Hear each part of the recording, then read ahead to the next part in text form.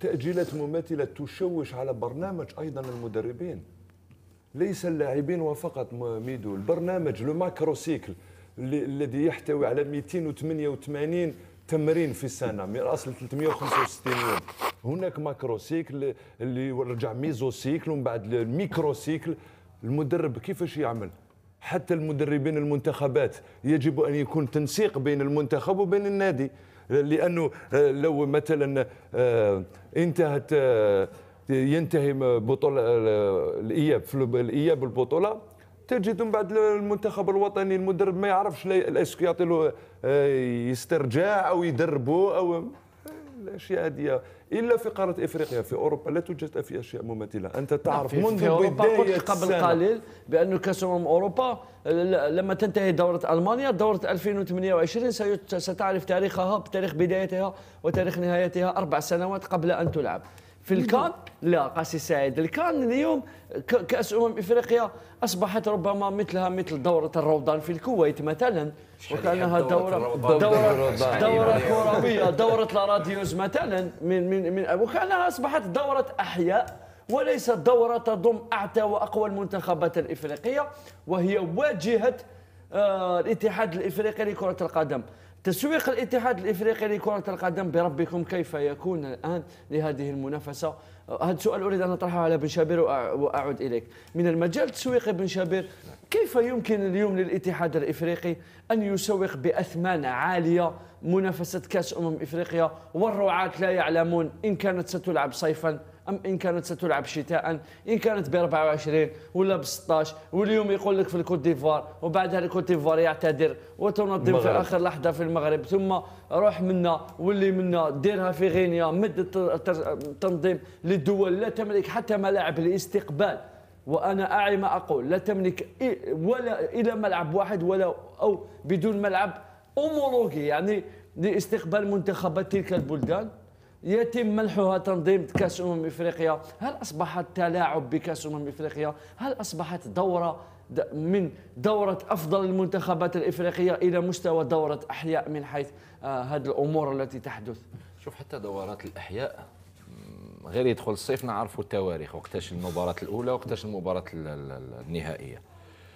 كأس إفريقيا تعرف كيف تدار الأمور داخل الاتحادية الإفريقية، كلها تدار في الظلام تحت الطاولة، من يدفع أكثر يأخذ الدورات. هذا شيء عادي والناس كلها تعرف هذا الأمر. كل الأفارقة يعلمون جيدا ماذا يحدث في أروقة الاتحادية الإفريقية لكرة القدم، التي أرى أنا شخصيا أنها رهينة لدى عصابة يجب التخلص منها سريعا، ويجب القيام بثورة من طرف الاتحادات الإفريقية النزيهة ضد هذه العصابة التي تصول وتجول كما تشاء في أروقة الفاف. الآن إن لم تكن هذه الثورة سريعة فالأمر سيتفشى أكثر وأكثر نحو القضاء على هذه، أو على الأقل القضاء على متعة كأس إفريقيا. أنا نعطيك ميدو من الأخير، لولا نجوم المنتخبات الإفريقية الناشطة في الدول الأوروبية مثل محرز، مثل محمد صلاح، مثل أوسيمان، مثل ماني عفوا، لن تجد كأس إفريقيا من يشتري حقوق بثها، لأنه المستوى أصبح متواضعا وهزيلا. طريقة الإدارة وطريقة تنظيم هذه البطولة أصبحت كارثية. أيضا. نعم، لذلك القنوات ليست مجنونة حتى تضع أموال ضخمة، حتى حقوق البث لا تباع بأموال ضخمة مثل ما كانت عليه في الماضي. حتى القنوات أصبحت لا تتهافت على حقوق بث. في الماضي كان لاعبين الأفارقة اللي يلعبوا في أندية كبيرة في أوروبا قلال، كانت الحقوق النقل غالية. اليوم صعد مستوى اللاعبين الأفارقة، نقصت حقوق البث، وكل هذا من التلاعبات التي تتحدث عنها. لأنه الإدارة كارثية ميدو. نعم، الإدارة كارثية. قلت لك يجب الإسراع الآن. شوف نعطيك مثال بسيط. أحمد الآن الكاف تدار حسب الأهواء الشخصية. مثلا أحمد الرئيس السابق للاتحاد الإفريقي كان يكن كرها شديدا للجزائر ولكرة القدم الجزائرية، وكان يفعل كل ما بوسعه من أجل عرقلة كرة القدم الجزائرية والاتحاد الجزائري لكرة القدم. لماذا؟ لأنه فقط الرئيس السابق محمد راوراوا ساند عيسى حياته على حساب أحمد، يعني أراد أن ينتقم من الجزائر كرويا طبعا ورياضيا كان يكن غلا كبيرا جدا للجزائر والجزائريين فقط لأن رئيس الاتحاد الجزائري السابق ساند شخصا آخر على حساب أحمد. هكذا تدار الأمور، تدار بأهواء شخصية، بمصالح شخصية، وبأرباح أيضا شخصية لا تذهب إلى الاتحاد الإفريقي كلها، جزء كبير منها يذهب إلى جيوب هذه قاسي العصابة التي سعيد. اليوم تدير أنا أنت ناخب وطني لمنتخب في إفريقيا، لعبت تصفيات كأس العالم قبل أسبوع من الآن، وأنت في راسك تحضر لتصفيات لا تعلم القرعة فيها ستجرى يوم 4 جويلية، يعني يوم الخميس المقبل. لا تعرف من ستواجه في التصفيات، لم تكن تعرف متى ستلعب هذه الكان. هل 6 أشهر كافية للمنتخبات لتحضير كأس إفريقيا المقبلة؟ هذا الشيء الأول. الشيء الثاني، التصفيات تنتهي في شهر نوفمبر والمنافسة تبدأ يوم 21 ديسمبر، يعني مباشرة بعد نهاية التصفيات ستجرى القرعة. هل هنالك تواريخ لإجراء مباريات ودية؟ تواريخ الفيفا لا توجد لأنها ستلعب في نهاية ديسمبر، يعني خلوطة مثل ما يقال بالعامية. لا قلت لك يعني من المستحيل تنظم 2 منافسات. لم أريد الذهاب إلى المونديال، هذا سيفتح شابيتر. أنا نتحدث على الكان، وكنت راح نقول لك بعدها هذا بيت منافستين في منافسة في عام واحد. هذا بيت ما تقدرش من المستحيل. هذو لاعبين ما همش يعني ماشينا بروغراميها وديرها كيما تحب. هذا انسان يتعب، لازم له عطله، لازم يريح. ما تقدرش تستعملوا كيما في ديسمبر كاس افريقيا، ومن بعد في جوان يزيد يلعب كاس العالم. هذا مع المنافسات الكبيره في الانديه. شوف، من المستحيل دير تنظم 2 منافسات كبرى مثل كاس افريقيا وكاس العالم في مده 6 شهور. بصح الفيفا وراه يا عمي محمد. حبيت نقول السنه اللي جايه، حبيت نقول بك فكرني ولا ما نسيتش دوره الكاميرون. نظن كان مشكل نحبوا يبعدوها، وإيطو قال لا ما تغيرش. صحيح. قال ما تغيرش. هنالك حتى الانديه الاوروبيه الكبيره وضعت لوبي ارادت الضغط لتاجيلها الى غايه صائفه 2022. هو ما حبش قال لك الكاميرون جاي. لهذا ميدو، لهذا هذو النجوم الكبار تاع افريقيا هذوما، نقول لك دروغبا ولا ايطو ولا يعني حتى مجال عده لاعبين كبار في الجزائر في افريقيا، لازم هما قال يتحملوا المسؤوليه. الناس اللي هم حاكمين لاكاف ما عندهم حتى علم في كيفاش تسير كره القدم. يعني اليوم كاين انسان انفونتينو هذايا راهو يدير واش يحب، يلعب بالكره الافريقيه كما يحب، لانه لم يجد مسؤولين اكفاء، وجد مسؤولين غارقين في الرشاوي في الاتحاد الافريقي، يعني عنده ليزاتو عليهم وممكن انه يسيرهم مثل الدومه. هذا هو قلت عنده ليزاتو عليهم، ولكن وجد انسان واحد في شخص ايطو ما خلاش يدير واش يحب. نعم. أمين عودية، أريد صياغة سؤالي الذي طرحته على قاسي سعيد بطريقة أخرى، لأنه اليوم مثلا المنتخب الوطني الجزائري تصور سيلعب سبتمبر أكتوبر نوفمبر. إقصائيات كأس إفريقيا 2025 ستجرى في ديسمبر 2025، يعني يلعب 6 مباريات في 2024، بعدها بعام باش يلعب المنافسة. هذا أولا. ومن بعد نهاية التصفيات التواريخ الفيفا القادمة بعدها كلها قبل كأس إفريقيا ستكون خاصة بإقصائيات المونديال، يعني في يلعب إقصائيات كأس العالم، ولما تنتهي الإقصائيات يدخل يلعب منافسة أخرى اللي هي كأس الاتحاد الإفريقي، وبعد كأس الاتحاد عفوا كأس إفريقيا للأمم، وبعد كأس إفريقيا للأمم سيلعب المونديال. يعني تقريبا يجب ان يبرمج عقله على حتى الروبوت لا يستطيع ان يبقى في نفس البرمجه. قديما كنا نلعبوا تصفيات كاس العالم مع تصفيات كاس افريقيا مع بعض سنه 2013 لو تتذكر. فقط لما تكلمت لك انه لا تساعد لا اللاعبين ولا المدربين، لان المدربين بحاجه الى برنامج. فيما يخص فقط تكلم على نقطه مهمه، هذه الهيئه المختطفه تكلمنا في كم من مره، سواء مع الأندية وحتى مع المنتخبات، تنظف بتنظيف الاتحادات. ميدو لما الاتحادات الإفريقية تكون نظيفة بإمكان هذه الهيئة أن تنظف، ونشوف ربما وجوه راح تعطي لها ما يلزم إعطائه، سواء من كفاءة أو من نزاهة أو أشياء مقابلة. نعم.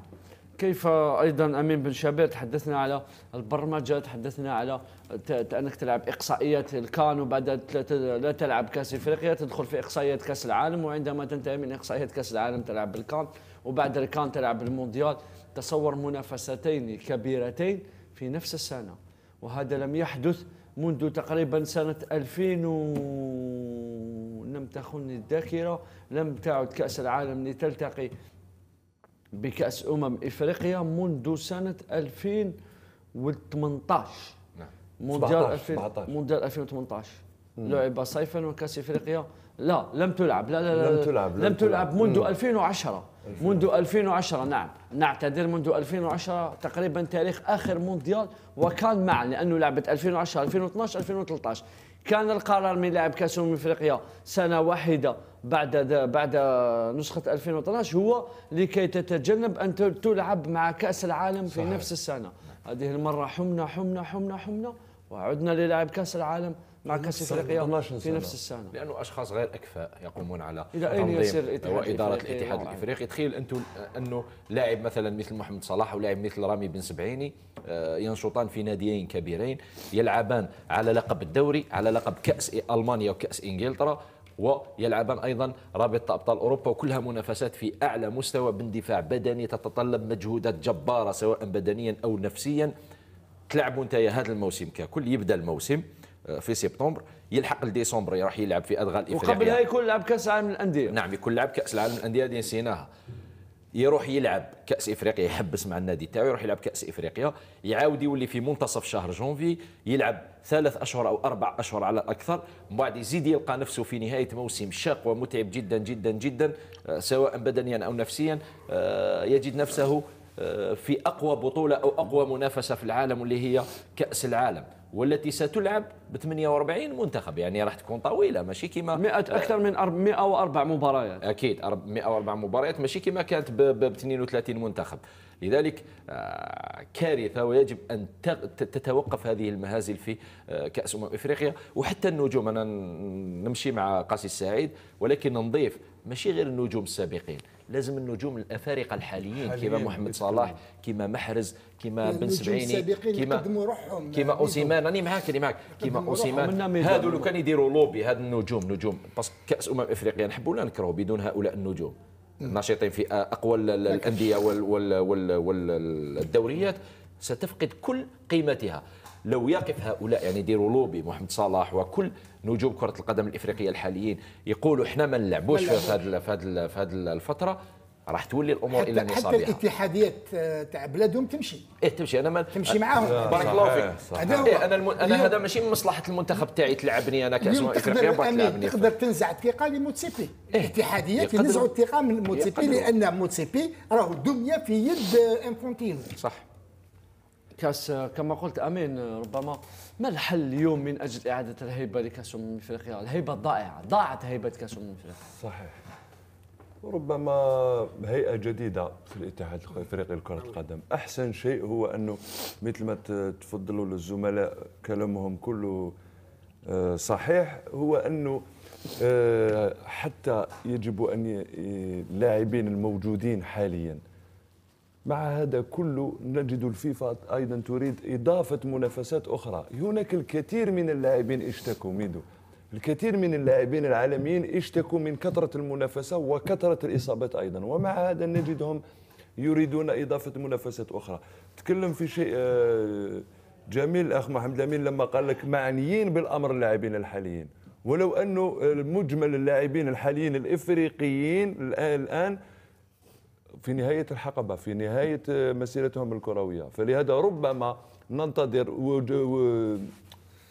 جيل جديد من اللاعبين الافريقيين بامكانه تغيير الاشياء. نعم قاسي سعيد، الجزائر اخر ما نختم به هذا الموضوع، الجزائر ستكون رسميا في الشابو يعني في عمليه القرعه الخاصه بتصفيه كاس افريقيا. ممكن رغم النتائج السيئه في اخر دورتين، ورغم تقهقرنا للمركز الرابع والأربعين في ترتيب شهر جوان ترتيب الفيفا، والمركز السابع افريقيا، الجزائر ربما شيء ايجابي اننا نتواجدوا في لو شابو على الاقل سنتجنب الوقوع مع واحد من اقوى منتخبات القاره الافريقيه. ولكن ميدو والله اليوم على بالك لما تشوف الكره كيفاش طورت حتى المنتخبات الصغرى، البلدان الصغرى، نتكلم صغرى رياضيا لا، كيفاش ولات تلعب، يعني تعلمت تلعب الكره. لما يكون عندك لاعبين تحضرهم بدنيا وذهنيا وتكتيكيا يقدروا يقاوموا مع اي منتخب.